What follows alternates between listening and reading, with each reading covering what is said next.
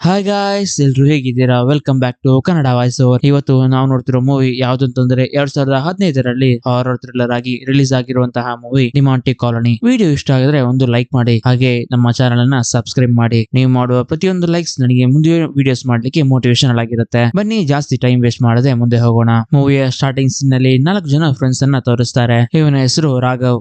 ಇವನ ಜೊತೆ ಒಂದು ಹಾರರ್ ಥ್ರಿಲ್ಲರ್ ಸ್ಕ್ರಿಪ್ಟ್ ಅನ್ನ ಇಟ್ಕೊಂಡು ಮೂವಿ ಡೈರೆಕ್ಟರ್ ಆಗಬೇಕು ಅಂತ ಟ್ರೈ ಮಾಡ್ತಿರ್ತಾನೆ. ಆದ್ರೆ ಇವನಿಗೆ ಪ್ರೊಡ್ಯೂಸರ್ ಸಿಗ್ತಾನೆ ಇರೋದಿಲ್ಲ. ಇವನ ಹೆಸರು ಸಜಿತ್. ಇವನೊಬ್ಬ ಎಲೆಕ್ಟ್ರಿಷಿಯನ್. ಇವನು ಯಾವಾಗ್ಲೂ ಭಯ ಪಡ್ತಾನೆ ಇರ್ತಾನೆ. ಆದ್ರೆ ಯಾವತ್ತು ಇವನು ಮಾಡಿದ ಕೆಲಸಕ್ಕೆ ಸರಿಯಾದ ಸಂಬಳ ಕೂಡ ಸಿಗ್ತಾನೆ ಇರೋದಿಲ್ಲ. ಇವನ ಹೆಸರು ವಿಮಲ್. ಇವನೊಬ್ಬ ಕ್ಯಾಮರಾ ಪ್ಲಸ್ ಎಡಿಟರ್. ಇವನು ಫೋಟೋಸ್ ಗಳನ್ನೆಲ್ಲ ಎಡಿಟ್ ಮಾಡಿ ಕೊಡ್ತಾನೆ. ಆದ್ರೆ ಇವನಿಗೆ ಸರಿಯಾದ ಸಂಬಳ ಕೂಡ ಸಿಗ್ತಾ ಇರೋದಿಲ್ಲ. ಇವನ ಹೆಸರು ಶ್ರೀನಿವಾಸನ್. ಇವರಿಗೂ ಕೂಡ ಕೆಲಸ ಏನೂ ಇರೋದಿಲ್ಲ. ಒಂದು ಆಂಟಿಯ ಮನೆಯಲ್ಲಿ ಇವನ ದಿನಗಳನ್ನ ಕಳಿತಿರ್ತಾನೆ. ಅಂದ್ರೆ ಮನೆ ಕೆಲಸಗಳಲ್ಲಿ ಹೆಲ್ಪ್ ಮಾಡೋದು, ಅಡಿಗೆ ಮಾಡ್ಲಿಕ್ಕೆ ಹೆಲ್ಪ್ ಮಾಡೋದು, ಮತ್ತೆ ಡ್ರಿಂಕ್ಸ್ ಮಾಡ್ಬೇಕಾದ್ರೆ ಜೊತೆಗೆ ಕಂಪನಿ ಕೊಡೋದು, ಈ ತರ ಕೆಲಸಗಳನ್ನೆಲ್ಲ ಮಾಡ್ತಿರ್ತಾನೆ. ಇದರಿಂದ ಆ ಆಂಟಿಯು ಇವನಿಗೆ ಸ್ವಲ್ಪ ಹಣವನ್ನ ಕೊಡ್ತಿರ್ತಾಳೆ. ಹಾಗೆ ಇವರೆಲ್ಲ ಒಟ್ಟು ಸೇರಿ ಬಾರ್ ನಲ್ಲಿ ಡ್ರಿಂಕ್ಸ್ ಮಾಡ್ಲಿಕ್ಕೆ ಶುರು ಮಾಡ್ತಾರೆ. ಹಾಗೆ ಡ್ರಿಂಕ್ಸ್ ಮಾಡ್ತಾ ಇವರು ಅವರವರ ಕಷ್ಟಗಳನ್ನ ಹೇಳಲಿಕ್ಕೆ ಶುರು ಮಾಡ್ತಾರೆ. ಹಾಗೆ ಇಲ್ಲೊಂದು ಸಾಂಗ್ ಕೂಡ ನಡೆಯುತ್ತೆ. ಹಾಗೆ ಎಲ್ಲ ಮುಗಿಸ್ಕೊಂಡು ಮನೆಗೆ ಹೋಗ್ತಿರ್ಬೇಕಾದ್ರೆ ಜೋರಾಗಿ ಮಳೆ ಬರ್ಲಿಕ್ಕೆ ಸ್ಟಾರ್ಟ್ ಆಗುತ್ತೆ. ಆವಾಗ ಇವರು ಒಂದು ಬಸ್ ಸ್ಟಾಪ್ ನಲ್ಲಿ ನಿಂತ್ಕೋತಾರೆ. ಆವಾಗ ವಿಮಲ್ ಹೇಳಿಕ್ಕೆ ಸ್ಟಾರ್ಟ್ ಮಾಡ್ತಾನೆ, ನಾವೆಲ್ಲಾದ್ರೂ ಲಾಂಗ್ ಡ್ರೈವ್ ಹೋಗೋಣ ಅಂತ. ಆವಾಗ ಶ್ರೇಣಿ ಹೇಳ್ತಾನೆ, ಇಲ್ಲ ನಾವು ಮನೆಗೆ ಹೋಗೋಣ ಅಂತ.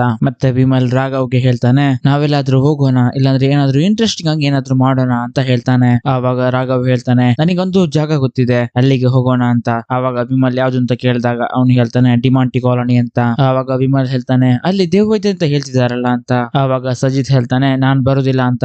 ಯಾಕೆ ಬರಲ್ಲ ಅಂತ ಕೇಳ್ತಾರೆ. ಆವಾಗ ಇವನು, ನಾಳೆ ಬೆಳಗ್ಗೆ ನನಗೆ ಜ್ಯೋತಿಷರನ್ನ ಮೀನ್ ಮಾಡ್ಲಿಕ್ಕೆ ಹೋಗ್ಲಿಕ್ಕೆ ಉಂಟು, ನಾನ್ ಮಾತ್ರ ಅಲ್ಲ ನೀವೆಲ್ಲರೂ ಹೋಗ್ಬೇಕು ಅಂತ ತಾಯಿ ಹೇಳಿದಾರೆ ಅಂತ ಹೇಳ್ತಾನೆ. ಆವಾಗ ಶ್ರೇಣಿ ಕೂಡ ಹೇಳ್ತಾನೆ, ಹೌದು ಮಚ್ಚ ಹೋಗ್ಲೇಬೇಕು ಅಂತ ಹೇಳ್ತಾನೆ. ಸಜಿತ್ ಹೇಳಿದನ್ನ ಲೆಕ್ಕಿಸದೆ ಇವರು ಸಜಿತ್ ನನ್ನ ಗಾಡಿಯಲ್ಲಿ ಕುಳ್ಳಿರಿಸಿಕೊಂಡು ಡಿಮಾಂಟಿ ಕಾಲೋನಿ ಏರಿಯಾ ಕಡೆ ಹೋಗ್ತಾರೆ. ಮಳೆಯಲ್ಲಿ ಒದ್ದೆ ಆಗ್ತಾ ಡಿಮಾಂಟಿ ಕಾಲೋನಿಯಲ್ಲಿರುವ ಒಂದು ಬೂತ್ ಬಂಗ್ಲೆ ಹತ್ರ ಇವರು ರೀಚ್ ಆಗ್ತಾರೆ. ಸಜಿತ್ ನನ್ನ ಎತ್ತಿಕೊಂಡು ಆ 4 ಜನ ಕೂಡ ಬೂತ್ ಬಂಗ್ಲೆ ಒಳಗೆ ಎಂಟ್ರಿ ಆಗ್ತಾರೆ. ನಮಗೆ ತೋರಿಸ್ತಾರೆ ಈ ಮನೆ ಹಲವು ವರ್ಷಗಳಿಂದ ಪಾಳು ಬಿದ್ದಿರೋ ತರ ಇದೆ ಅಂತ. 4 ಜನ ಮೊಬೈಲ್ ಫ್ಲಾಶ್ ಇಟ್ಕೊಂಡು ಹೊರಗಡೆ ಎಂಟ್ರಿ ಹಾಕ್ತಾರೆ. ಹಾಗೆ ಹೋಗ್ತಿರ್ಬೇಕಾದ್ರೆ ಸಜಿತ್ಗೆ ತುಂಬಾ ಭಯ ಕೂಡ ಆಗ್ತಾ ಇರುತ್ತೆ. ಆವಾಗ ವಿಮಲ್ ಒಂದು ಪ್ಲಾನ್ ಮಾಡಿ ಸಜಿತ್ ನನ್ನ ಒಂದು ರೂಮಿಗೆ ತಳ್ಳಿ ಬಿಡ್ತಾನೆ. ಯಾಕೆ ಅಂತಂದ್ರೆ ಸಜಿತ್ಗೆ ಕತ್ತಲು ಅಂದ್ರೆ ಭಯ, ಅದಕ್ಕೆ ಅವನನ್ನ ಸ್ವಲ್ಪ ಆಟ ಆಡಿಸೋಣ ಅಂತ. ಹಾಗೆ ಇವರು ಮೇಲೆ ಹೋಗ್ತಾರೆ. ಈ ಕಡೆ ಸಜಿತ್ ಭಯದಿಂದ ನಡುತ್ತಾ ಅವರ ಫ್ರೆಂಡ್ಸ್ ನ ಹೆಸರನ್ನ ಹೇಳ್ಕೊಂಡೆ ಆ ಕಡೆ ಈ ಕಡೆ ಹೋಗ್ತಿರ್ತಾನೆ. ಈ ಕಡೆ ಇವರು ಹಾಗೆ ಎಕ್ಸ್ಪ್ಲೋರ್ ಮಾಡ್ತಿರ್ಬೇಕಾದ್ರೆ ಶ್ರೀನಿಗೆ ಅವನ ಹಿಂದೆ ಯಾರು ನಿಂತಿರೋ ಹಾಗೆ ಅನ್ಸುತ್ತೆ. ಹಿಂದೆ ತಿರುಗಿ ನೋಡಿದಾಗ ಅಲ್ಲಿ ಯಾರು ಇರಲ್ಲ.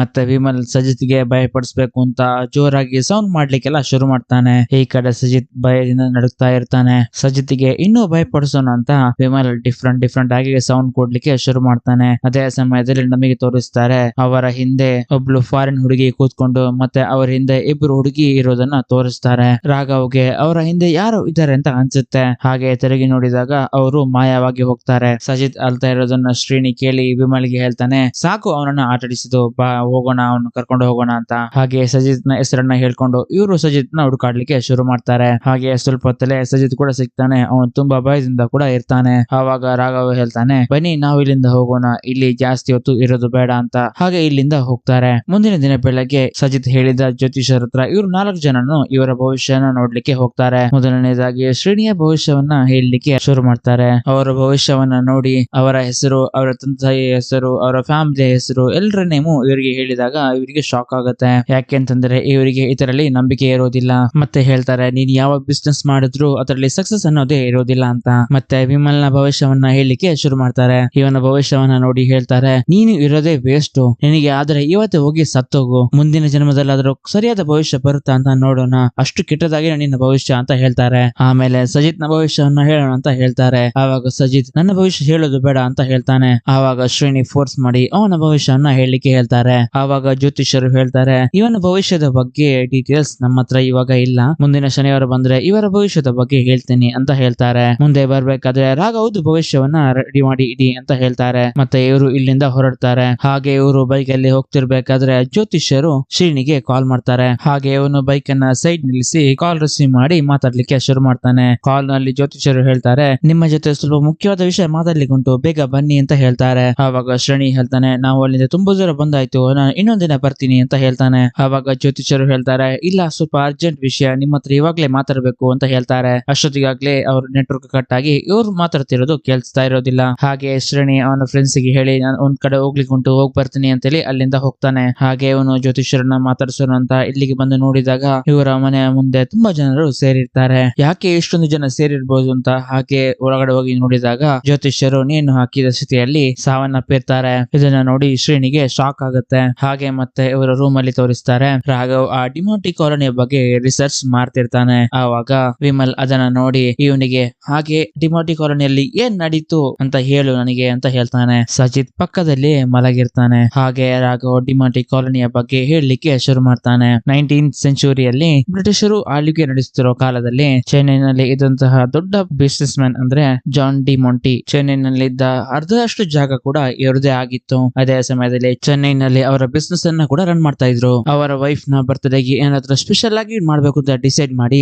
ಬೇರೆ ಬೇರೆ ಊರುಗಳಿಂದ ಚಿನ್ನ ಡಿಸೈನ್ ಮಾಡುವವರನ್ನ ಕರೆತಂದು ತುಂಬಾ ಕಾಸ್ಟ್ಲಿ ಆದ ಒಂದು ಚೈನ್ ಅನ್ನ ರೆಡಿ ಮಾಡಿದ್ರು. ಅದೇ ಸಮಯದಲ್ಲಿ ಅವರ ವೈಫ್ ಹುಷಾರಿಲ್ಲದೆ ಬುದ್ಧಿಮಾಂದ್ಯಕ್ಕೆ ಒಳಗಾದ್ರು. ಈ ವಿಷಯವನ್ನ ಅವರ ದೇಶದಲ್ಲಿರುವ ಅವರ ಮಗನಿಗೆ ಈ ವಿಷಯವನ್ನ ತಿಳಿಸಿದ್ರು. ಸ್ವಲ್ಪ ದಿನ ಕಳೆದು ಅವರ ಮಗ ಈ ದೇಶಕ್ಕೆ ಬರ್ಬೇಕಾದ್ರೆ ಒಂದು ಆಕ್ಸಿಡೆಂಟ್ ನಲ್ಲಿ ಅವರು ತೀರಿಹೋದ್ರು. ಇದರಿಂದ ಡಿಪ್ರೆಸ್ ಆದ ಡಿಮೋಂಟಿ ಅವರ ಸ್ವಂತ ಊರಿಗೆ ಹೋಗ್ಲಿಕ್ಕೆ ಡಿಸೈಡ್ ಮಾಡ್ತಾರೆ. ಹಾಗೆ ಇಲ್ಲಿರುವ ಸುತ್ತುಗಳನ್ನೆಲ್ಲ ಮಾರ್ಲಿಕ್ಕೆ ಕೂಡ ಡಿಸೈಡ್ ಮಾಡ್ತಾರೆ. ಹಾಗೆ ಕಲ್ಕತ್ತಾಗೆ ಹೋಗಿ ಅಲ್ಲಿರುವ ಸುತ್ತುಗಳನ್ನೆಲ್ಲ ಸೇಲ್ ಮಾಡಿ 5 ತಿಂಗಳ ನಂತರ ವಾಪಸ್ ಚೆನ್ನೈಗೆ ಮರಳ್ತಾರೆ. ಹಾಗೆ ವಾಪಸ್ ತನ್ನ ಮನೆಗೆ ಬಂದು ತನ್ನ ವೈಫ್ ನ ನೋಡ್ಬೇಕಾದ್ರೆ ಅವಳು ಅಳ್ತಿರೋದನ್ನ ಹಾಗೂ ಅವಳ ಕೈಗಳಲ್ಲಿ ತುಂಬಾ ಗಾಯಗಳು ಆಗಿರೋದನ್ನ ನೋಟಿಸ್ ಮಾಡ್ತಾರೆ. ಆವಾಗ ಅಲ್ಲಿರುವ ಕೆಲಸದಾಳು ಹೇಳ್ತಾಳೆ, ಇವರಿಗೆ ತುಂಬಾ ಜ್ವರ ಬರ್ತಾ ಇದೆ, ಇವರನ್ನು ಹಾಸ್ಪಿಟಲ್ ಗೆ ಕರ್ಕೊಂಡು ಹೋಗ್ಬೇಕು ಅಂತ ಹೇಳ್ತಾಳೆ. ಡಿಮೋಂಟಿ ತನ್ನ ವೈಫ್ ನ ಹೆಲ್ತ್ ಅನ್ನ ಚೆಕ್ ಮಾಡ್ಲಿಕ್ಕೆ ಒಂದು ಡಾಕ್ಟರ್ ನ ಮನೆಗೆ ಕರ್ಕೊಂಡು ಬರ್ತಾನೆ. ಸ್ವಲ್ಪ ಹೊತ್ತಿನ ನಂತರ ಡಾಕ್ಟರ್ ಚೆಕ್ ಮಾಡಿ ಹೊರಗೆ ಬಂದು ಡಿಮೋಂಟಿಗೆ ಹೇಳ್ತಾರೆ, ಅವರನ್ನ ಯಾರು ರೇಪ್ ಮಾಡಿದ್ದಾರೆ, ಅವರಿಗೆ ತುಂಬಾ ಇನ್ಫೆಕ್ಟ್ ಆಗಿದೆ, ಅವರನ್ನ ಆಪರೇಷನ್ ಮಾಡ್ಲಿಕ್ಕೆ ಹಾಸ್ಪಿಟಲ್ ಗೆ ಕರ್ಕೊಂಡು ಹೋಗ್ಬೇಕು ಅಂತ.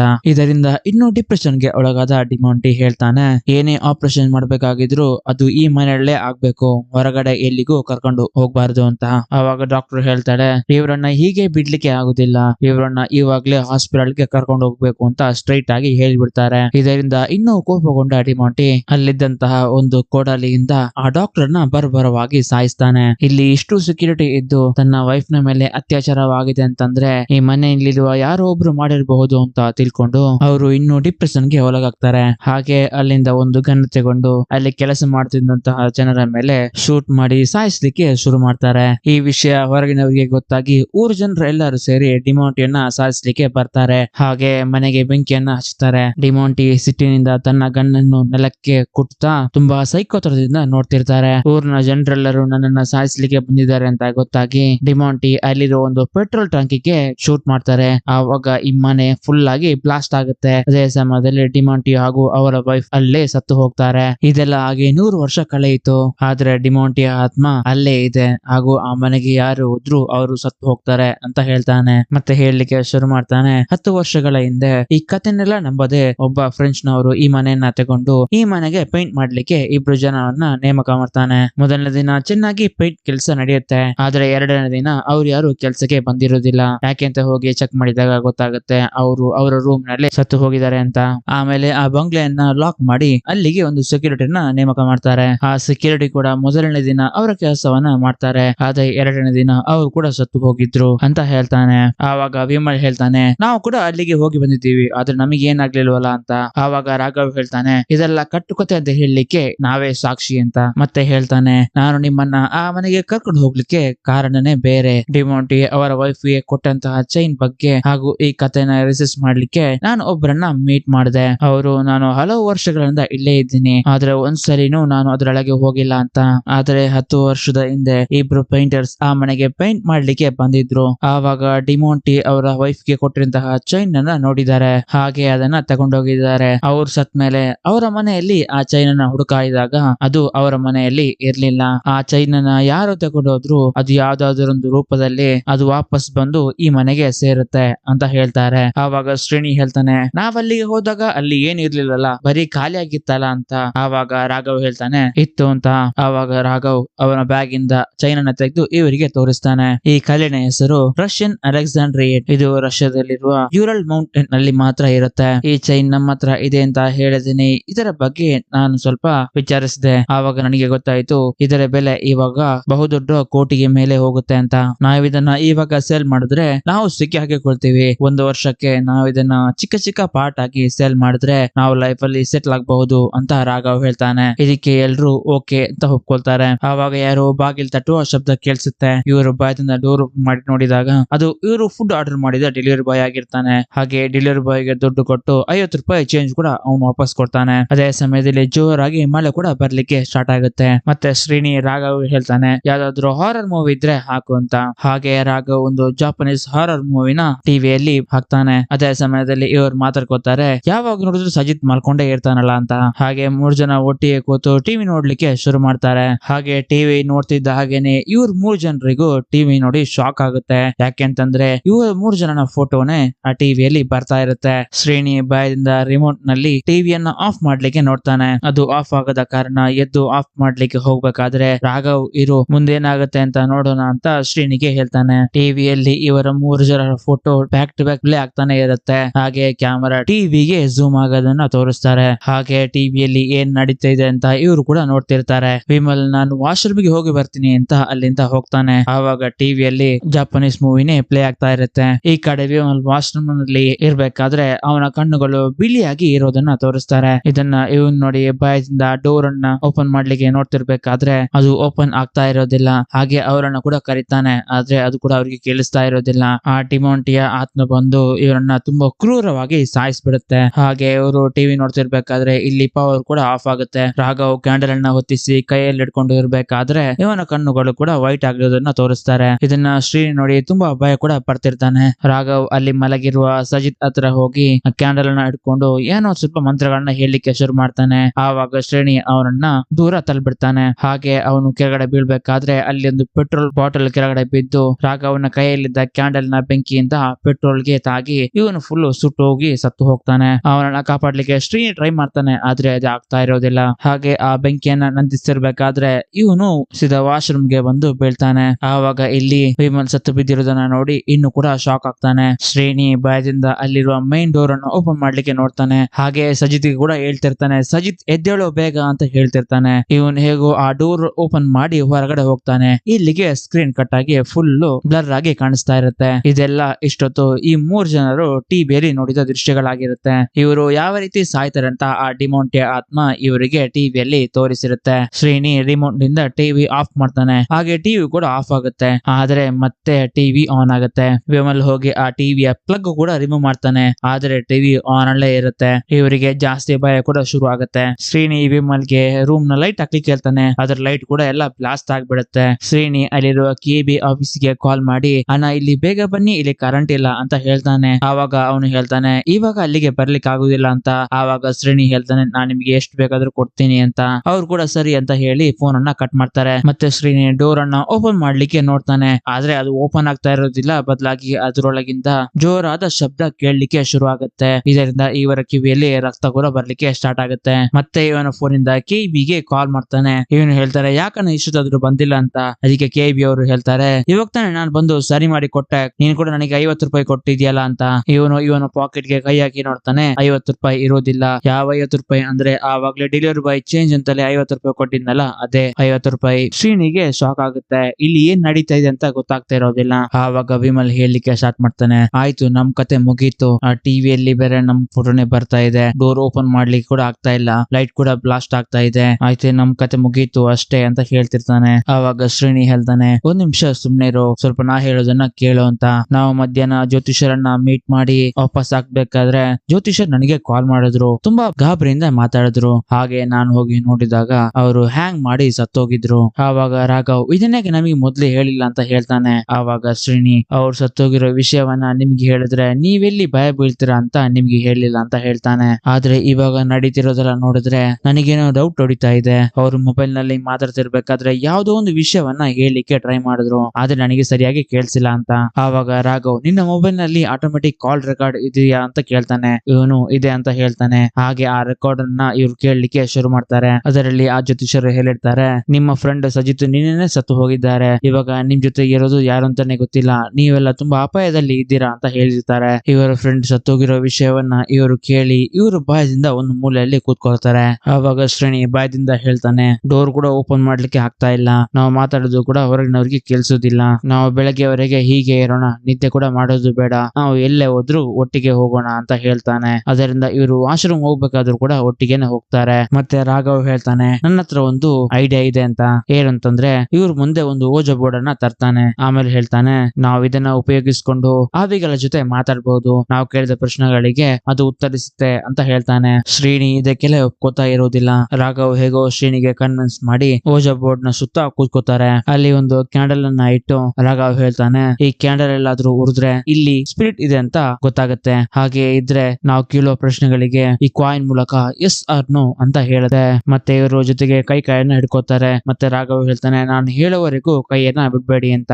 ಸ್ವಲ್ಪ ಹೊತ್ತಲ್ಲೇ ಕ್ಯಾಂಡಲ್ ಕೂಡ ಉರಿಯುತ್ತೆ. ಆವಾಗ ಇವರಿಗೆ ಕನ್ಫರ್ಮ್ ಆಗುತ್ತೆ ಈ ರೂಮ್ ಅಲ್ಲಿ ಸ್ಪಿರಿಟ್ ಇದೆ ಅಂತ. ರಾಘವ್ ಭಯದಿಂದ, ನೀವು ಗುಡ್ ಸ್ಪಿರಿಟಾ ಬ್ಯಾಡ್ ಸ್ಪಿರಿಟಾ ಅಂತ ಕೇಳ್ತಾನೆ. ಆವಾಗ ವಿಮಲ್, ಏನು ನೀನು ಈ ತರ ಕೇಳ್ತಿದ್ಯಾ ಅಂತ ಹೇಳ್ತಾನೆ. ಆವಾಗ ರಾಘವ್ ಹೇಳ್ತಾನೆ, ಇದೇ ತರನೇ ಕೇಳ್ಬೇಕು ಅಂತ. ಗುಡ್ ಸ್ಪಿರಿಟ್ ಅಂದ್ರೆ ಸೂರ್ಯ ಇರೋ ಕಡೆ ಕಾಯಿನ್ ಮೂವ್ ಆಗುತ್ತೆ, ಬ್ಯಾಡ್ ಸ್ಪಿರಿಟ್ ಅಂದ್ರೆ ಚಂದ್ರ ಇರೋ ಕಡೆ ಕಾಯಿನ್ ಮೂವ್ ಆಗುತ್ತೆ ಅಂತ ರಾಘವ್ ಹೇಳ್ತಾನೆ. ರಾಘವ್ ಇನ್ನೊಂದ್ಸಲಿ ನೀವು ಗುಡ್ ಸ್ಪಿರಿಟಾ ಬ್ಯಾಡ್ ಸ್ಪಿರಿಟ್ ಅಂತ ಕೇಳ್ತಾನೆ. ಆವಾಗ ಕಾಯಿನ್ ಮೂವ್ ಆಗಿ ಸೂರ್ಯ ಇರುವ ಕಡೆ ಹೋಗಿ ನಿಲ್ಲುತ್ತೆ. ಆವಾಗ ಇವರಿಗೆ ಗೊತ್ತಾಗುತ್ತೆ ಇಲ್ಲಿರೋದು ಗುಡ್ ಸ್ಪಿರಿಟ್ ಅಂತ.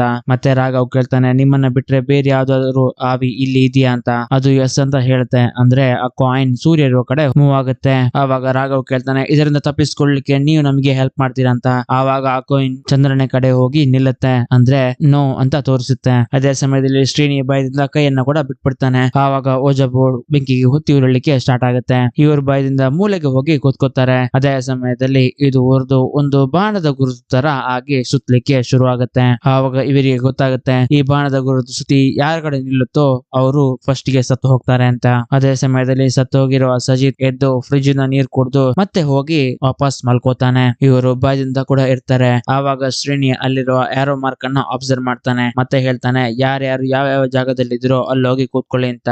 ಆವಾಗ ಆ ಆರೋ ಮಾರ್ಕ್ ರಾಘವ್ನ ಸೈಡ್ಗೆ ತಿರುಗಿ ನಿಂತಿರುತ್ತೆ. ಆವಾಗ ರಾಘವ್ಗೆ ಡಿಮೋಂಟಿಯ ಆತ್ಮ ಕಾಣಿಸ್ಲಿಕ್ಕೆ ಶುರು ಆಗುತ್ತೆ. ರಾಘವ್ ಇವರಿಬ್ಬರಿಗೆ ಏನೋ ಒಂದು ಹೇಳಲಿಕ್ಕೆ ಶುರು ಮಾಡ್ತಾನೆ. ಆದ್ರೆ ಇವರಿಗೆ ಆ ಮಾತು ಕೇಳಿಸ್ತಾ ಇರೋದಿಲ್ಲ. ಆಮೇಲೆ ಶ್ರೀನಿ ರಾಘವ್ನ ಕನ್ನಡಿ ನೋಡ್ಲಿಕ್ಕೆ ಹೇಳ್ತಾರೆ.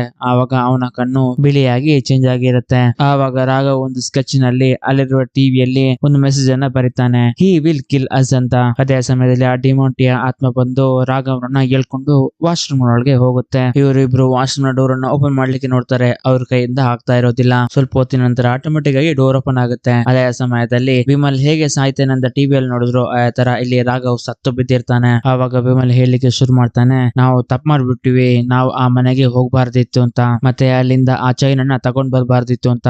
ಇನ್ನು ಸ್ವಲ್ಪ ಹೊತ್ತಲ್ಲಿ ನಮ್ಮಿಬ್ಬರಲ್ಲಿ ಯಾರಾದ್ರೊಬ್ರು ಸತ್ತು ಹೋಗ್ತಾರೆ ಅಂತ ಹೇಳ್ತಾನೆ. ಅವಾಗ ಶ್ರೇಣಿ ಹೇಳ್ತಾನೆ, ನಾನು ಹೇಳಿದ್ದು ಸ್ವಲ್ಪ ಕೇಳು, ನಮ್ಮನ್ನು ಆ ಮನೆಗೆ ಕರ್ಕೊಂಡು ಹೋಗಿದ್ದು ರಾಘವ್, ಆ ಚೈನ್ ಅನ್ನು ತಗೊಂಡಿದ್ದು ಕೂಡ ರಾಘವ್. ನಮಗೆ ಅದರ ಬಗ್ಗೆ ಏನು ಗೊತ್ತಿಲ್ಲ. ಎಲ್ಲಾದ್ರೂ ಟಿವಿಯಲ್ಲಿ ನಡೆದಿರೋ ಹಾಗೇನೆ ಇವಾಗ ನಡಿಬೇಕು ಅಂತ ಏನಾದ್ರು ಇದ್ರೆ ಲಾಸ್ಟ್ ಗೆ ನಾನು ಡೋರ್ ಅನ್ನ ಓಪನ್ ಮಾಡಿ ಹೊರಗಡೆ ತಪ್ಪಿಸ್ಕೊಂಡು ಹೋದೆ. ಆದ್ರೆ ಆ ಡೋರ್ ಓಪನ್ ಮಾಡ್ಲಿಕ್ಕೆ ಆಗ್ತಾ ಇಲ್ಲ. ಹಾಗಾದ್ರೆ ನಾವು ಇಲ್ಲಿಂದ ತಪ್ಪಿಸ್ಕೊಳ್ಳಿಕ್ಕೆ ಬೇರೆ ಏನಾದ್ರೂ ದಾರಿ ಇದ್ದೇ ಇರುತ್ತೆ ಅಂತ ಹೇಳ್ತಿರ್ಬೇಕಾದ್ರೆ ಶ್ರೀನಿಯ ಕಣ್ಣು ಕೂಡ ವೈಟ್ ಆಗ್ಲಿಕ್ಕೆ ಸ್ಟಾರ್ಟ್ ಆಗುತ್ತೆ. ಹಾಗೆ ವೈಟ್ ಆದ್ಮೇಲೆ ಶ್ರೀನಿ ವಿಮಲ್ಗೆ ಹೇಳ್ತಾನೆ, ನಾನಿವಾಗ ಸಾಯ್ತೀನಿ, ನೀನು ತಪ್ಪಿಸ್ಕೊಂಡಿಯಲ್ಲ ಅಂತ.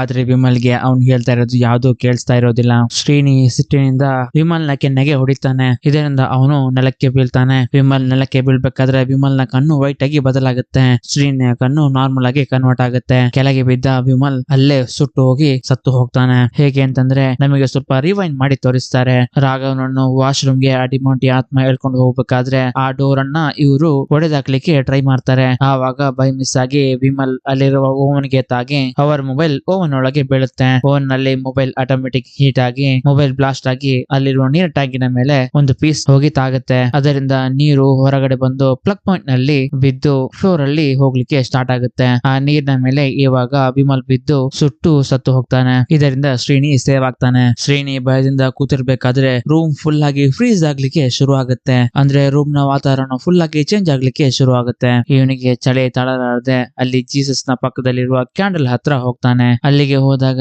ಇವನಿಗೆ ರೂಮ್ ಫ್ರೀಸ್ ಆಗ್ತಿದೆ ಅಂತ ಅನ್ಸೋದೇ ಇಲ್ಲ. ಯಾಕೆಂತಂದ್ರೆ ರೂಮ್ ಫುಲ್ ಆಗಿ ಫ್ರೀಸ್ ಆಗಿರುತ್ತೆ. ಆದ್ರೆ ಆ ಜೀಸಸ್ ಇರೋ ಜಾಗದಲ್ಲಿ ಮಾತ್ರ ಏನ್ ಆಗ್ತಾ ಇರೋದಿಲ್ಲ. ಆವಾಗ ಇವನಿಗೆ ಕೂಡ ಗೊತ್ತಾಗುತ್ತೆ ನಾವು ಇಲ್ಲಿದ್ರೆ ಸೇಫ್ ಅಂತ. ಹಾಗೆ ಅಲ್ಲೇ ಪಕ್ಕದಲ್ಲಿರುವ ಕಿಟಕಿಯನ್ನ ಓಪನ್ ಮಾಡ್ಲಿಕ್ಕೆ ನೋಡ್ತಾನೆ. ಯಾಕೆಂತಂದ್ರೆ ಇಲ್ಲಿಂದ ಹೇಗಾದ್ರೂ ಹೊರಗಡೆ ಹೋಗ್ಬೇಕು ಅಂತ. ಅಲ್ಲಿರುವ ವಿಂಡೋನ ಓಪನ್ ಮಾಡ್ಲಿಕ್ಕೆ ನೋಡ್ತಿರ್ಬೇಕಾದ್ರೆ ಡಿಮೋಂಟಿಯ ಆತ್ಮ ಬಂದು ಇವನಿಗೆ ಹೆದರಿಸುತ್ತೆ. ಇಲ್ಲಿ ಜೀಸಸ್ ನ ಫೋಟೋ ಇರೋ ಕಾರಣಕ್ಕಾಗಿ ಡಿಮೋಂಟಿಯ ಆತ್ಮಕ್ಕೆ ಇವನಿಗೆ ಏನ್ ಮಾಡ್ಲಿಕ್ಕೆ ಆಗ್ತಾ ಇರೋದಿಲ್ಲ. ಶ್ರೀನಿ ಪಕ್ಕದಲ್ಲಿರುವ ಒಂದು ಹ್ಯಾಮರ್ ಅನ್ನು ತಗೊಂಡು ವಿಂಡೋವನ್ನ ಹೊಡೆದಾಕ್ಲಿಕ್ಕೆ ನೋಡ್ತಿರ್ತಾನೆ. ಆವಾಗ ಡಿಮೋಂಟಿ ಇವನನ್ನೇ ನೋಡ್ತಿರ್ತಾನೆ. ವಿಂಡೋವನ್ನೆಲ್ಲ ಹೊಡೆದಾಕಿ ಹೊರಗಡೆ ಹೋಗೋಣ ಅಂತ ನೋಡ್ತಿರ್ಬೇಕಾದ್ರೆ ಮಲಗಿದ್ದ ಸಜಿತ್ ಸರಣ್ಯ ಎದ್ದು, ನನಗೆ ತುಂಬಾ ಭಯವಾಗ್ತಿದೆ ಶ್ರೇಣಿ, ನನ್ನನ್ನು ಇಲ್ಲಿಂದ ಕರ್ಕೊಂಡು ಹೋಗೋ ಶ್ರೇಣಿ ಶ್ರೇಣಿ ಅಂತ ಹೇಳುತ್ತಾನೆ. ಶ್ರೇಣಿ ಸಜಿತ್ ನ ಕರ್ಕೊಂಡು ಹೋಗ್ಲಿಕ್ಕೆ ಜೀಸಸ್ ನ ಫೋಟೋ ಇರುವ ಜಾಗ ಬಿಟ್ಟು ಮುಂದೆ ಹೋಗ್ತಿರ್ಬೇಕಾದ್ರೆ ಇವನಿಗೆ ಜ್ಯೋತಿಷರು ಹೇಳಿದ ಮಾತು ನೆನಪಾಗುತ್ತೆ. ಏನಂತಂದ್ರೆ ಸಜಿತ್ ನಿನ್ನೆನೆ ಸತ್ತೋಗಿದ್ದಾನೆ, ಇವಾಗ ನಿಮ್ ಜೊತೆ ಇರೋದು ಯಾರು ಅಂತಾನೆ ಗೊತ್ತಿಲ್ಲ. ಆ ಮಾತು ನೆನಪಾಗುತ್ತೆ. ಶ್ರೇಣಿ ಸಜಿತ್ ನನ್ನ ಇಲ್ಲಿಗೆ ಬಾ ಅಂತ ಕರಿತಾನೆ, ಆದ್ರೆ ಅವನು ಬರ್ತಾ ಇರೋದಿಲ್ಲ.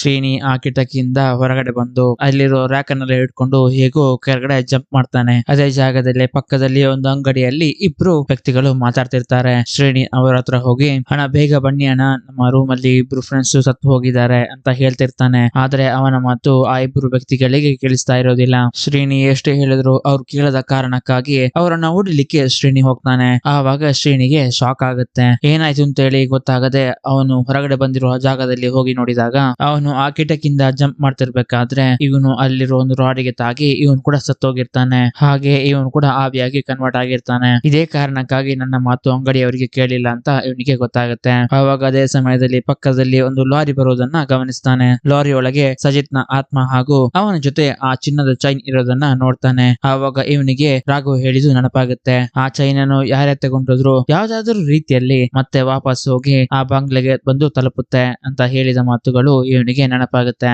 ಅದೇ ರೀತಿ ಸಜಿತ್ ನ ರೂಪದಲ್ಲಿ ಆ ಚೈನು ಮತ್ತೆ ಅದೇ ಬಂಗ್ಲೆಗೆ ಹೋಗಿ ತಲುಪುತ್ತೆ ಅಂತ ಇವನಿಗೆ ಗೊತ್ತಾಗುತ್ತೆ. ಇವನು ಸಜಿತ್ ನ ನೋಡ್ತಿದ್ದ ಹಾಗೇನೆ ಈ ಮೂವಿನ ಎಂಡ್ ಮಾಡ್ತಾರೆ. ಹೇಗಿತ್ತು ಈ ಎಕ್ಸ್ಪ್ಲನೇಷನ್ ಅನ್ನೋದನ್ನ ಕಮೆಂಟ್ ನಲ್ಲಿ ಮೆನ್ಷನ್ ಮಾಡಿ ತಿಳಿಸಿ. ಇಷ್ಟ ಆದ್ರೆ ಒಂದು ಲೈಕ್ ಮಾಡಿ, ಇಷ್ಟ ಆದ್ರೆ ಚಾನಲ್ ಅನ್ನ ಸಬ್ಸ್ಕ್ರೈಬ್ ಮಾಡ್ಲಿಕ್ಕೆ ಮರಿಬೇಡಿ. Thanks for watching. Bye, take care. ಸಿಗೋಣ ಮುಂದಿನ ವಿಡಿಯೋದಲ್ಲಿ.